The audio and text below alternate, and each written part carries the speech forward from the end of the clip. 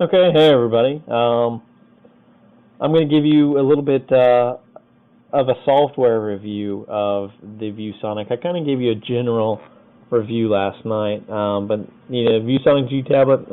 Most people kind of curious about the software side of things, so I'll give you a tour of that. So let's go ahead and power this on.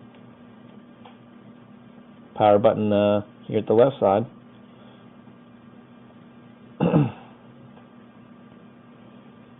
It doesn't take too terribly long to turn on, which is a good thing.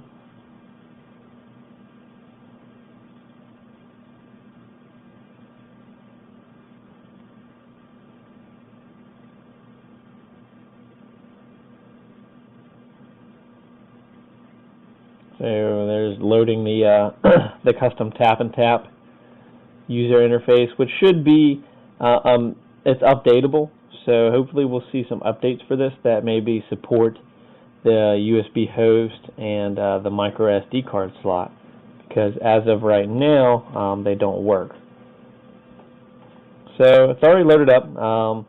Again, like I said, not too terribly long, not amazing, but can't really complain too much. So of course you get your custom UI here, your US headline panel in this giant box. Gives you your news and stuff like that. So if we were to click on it,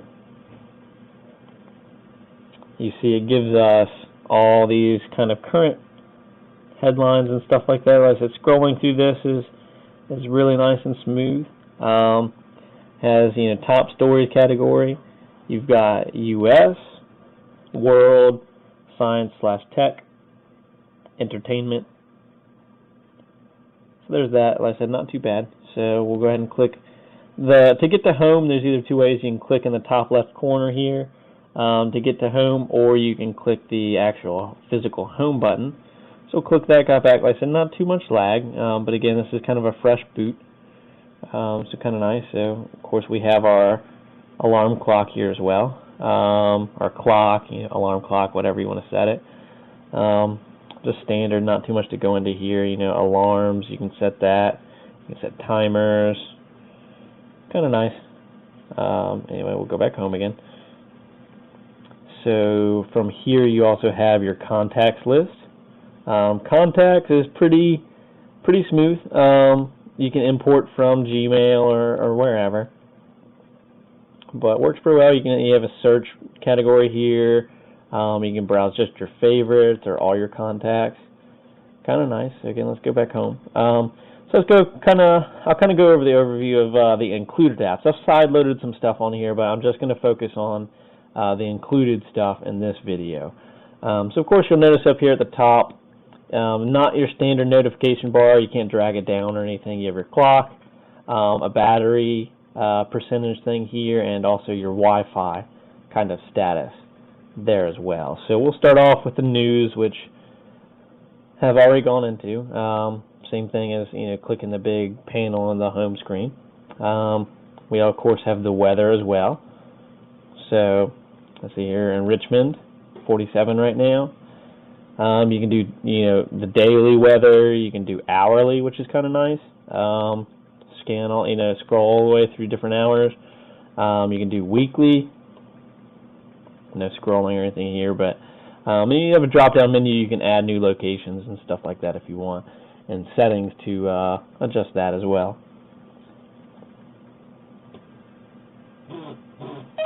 Okay, so I'll go into the web a little bit more later. That's very smooth. I've liked it a lot so far, but we'll go into that because that kind of takes more into detail. I've already done the clock. I've already done contacts. I'll go into our email client here, so you can see kind of a nice little custom. Got a little random, like some letters over here, coffee cup, just kind of visual appealing things. So I guess if you have more than one email account, you'll see them all listed here, and you can click on them and load up your email and go into them. Again, this is kind of a nice customized interface. They did a pretty decent job on there. You can search your email, you can compose, you can select multiple items all at once with the little check boxes here at the left.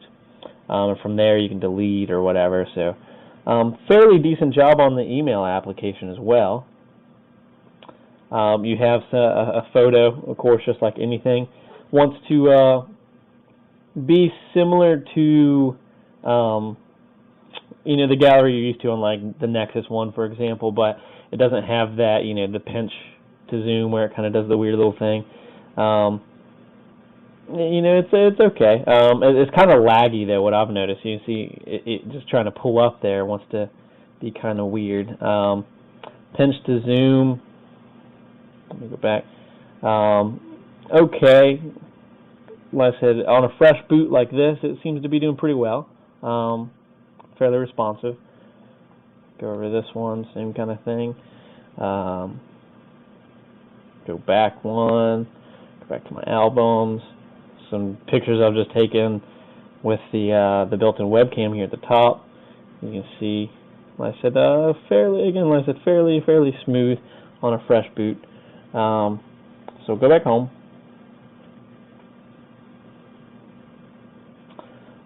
You have a to-do list kind of built-in thing. All that's really loaded in there first. Enjoy your new tablet. This is your standard QWERTY keyboard for landscape mode. It's pretty nice. You'd of course turn it sideways as well. I don't know if it works for this app, probably not. But at least in web browsing, when you turn it sideways, it has your small standard keyboard here at the bottom. You'll see that later. It seems like most of the apps that, you know, are included in here in the tap and touch don't support landscape mode. Most of them only support the portrait. Most of them only support the landscape.